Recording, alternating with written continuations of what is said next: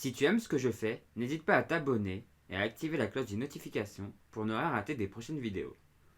Si tu as envie de soutenir mes vidéos, n'hésite pas à mettre un pouce en l'air, à les partager et à les commenter. Si tu as envie de me soutenir financièrement, n'hésite pas à aller regarder une pub sur Utip ou à faire un don. Le lien est dans la description de la vidéo. Sur ce, bon visionnage. On parle beaucoup dans les derniers actus larges des classes 40. Mais savez-vous vraiment qu'est-ce que c'est la classe 40 ? Aujourd'hui, je vous la présente.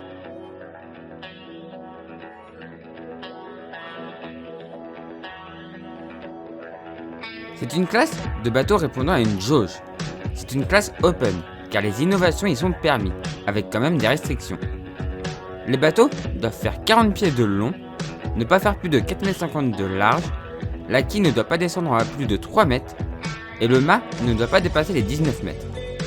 Dans cette classe, plusieurs innovations que l'on peut retrouver sur d'autres bateaux sont pour l'instant interdites. On parle des foils, des quilles et des mâts basculants.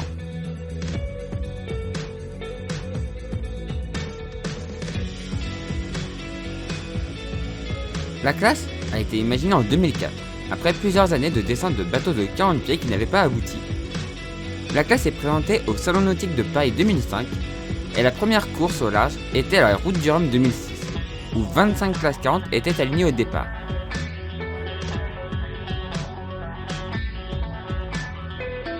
Les buts de cette classe sont simples, permettre à des amateurs éclairés de régater aux courses au large avec des faibles budgets. Les professionnels sont aussi les bienvenus, ce qui donne une belle mixité. L'autre objectif est de proposer une classe intermédiaire entre le Mini et l'IMOCA, autre que le Figaro.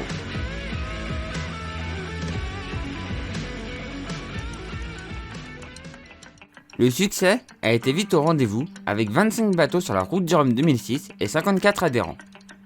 Ils étaient déjà 30 au départ de la Transat Jacques Vabre 2007 avec 129 adhérents. Puis assez stable, mais un record a été battu en 2018 avec 53 bateaux au départ de la Route du Rhum. Toujours avec ce mélange de professionnels et d'amateurs éclairés.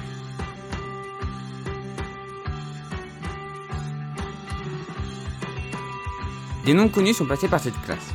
On pense notamment à Tanguy Delamotte, Maxime Sorel, Florence Artaud, Fabrice Amédéo, Alexia Barrière, Yannick Bestaven, Nicolas Troussel, Arnaud Boissière, Manuel Cousin et tant d'autres, ce qui montre que la classe 40 est une classe vraiment intéressante pour tout le monde.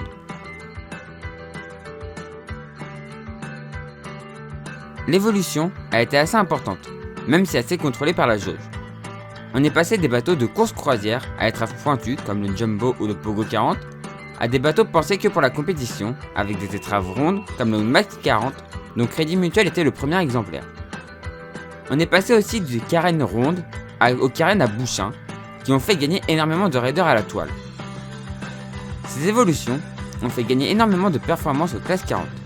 Ce qui fait que actuellement, les premiers bateaux se battent régulièrement avec la fin voire le milieu de flotte IMOCA. Ce gain de vitesse a rendu les bateaux un peu plus extrêmes. Et on a commencé à avoir des cockpits s'abriter de plus en plus, même si les étraves rondes font que les bateaux mouillent moins.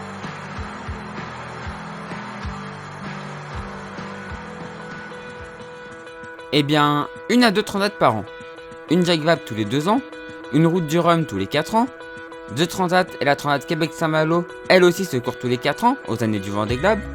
Actuellement, il y a 2 autres courses longues, une tous les 2 ans, aux années impaires, les Sables et Horta les Sables, et l'autre tous les ans, la Normandie Channel Race.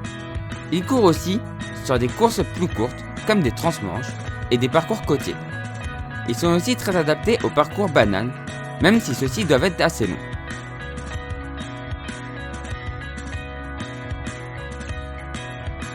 Certains s'y tentent, comme des records du Tour du Monde, de Tour des îles Britanniques ou traversée de l'Atlantique. Pendant ces records, ils tentent aussi de faire tomber le record du nombre de milles parcourus en 24 heures, qui appartient actuellement à Crédit Mutuel avec 415,86 milles sur la dernière Transat Jacques Vabre.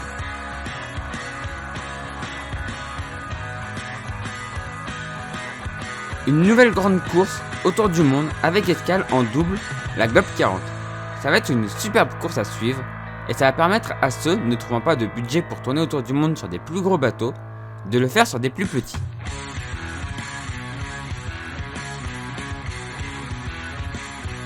L'avenir semble radieux pour la classe 40, car malgré la crise, on a toujours des constructions de bateaux annoncées. Je pense que les évolutions viendront peut-être aussi d'un assouplissement de la jauge, avec notamment l'autorisation des foils ou des quilles basculantes. L'objectif sera de ne pas faire exploser les budgets, mais des solutions existent, à l'instar des classes multi 50, qui a autorisé les foils mais monotypes. Ça permet d'amener une belle évolution dans un budget relativement contenu.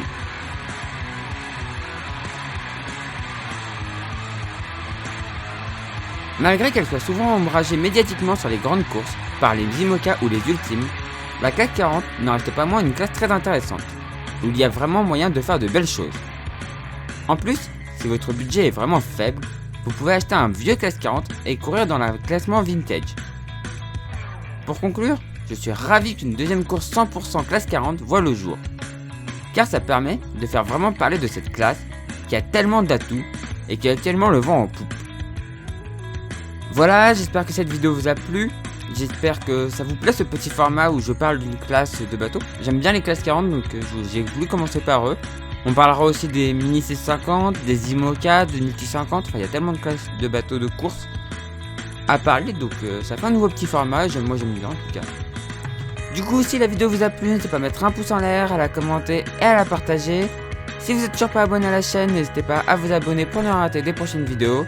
Et si vous voulez aider financièrement la chaîne, n'hésitez pas à le faire un petit tour sur Utip ou Tipeee, les liens sont dans la description de la vidéo.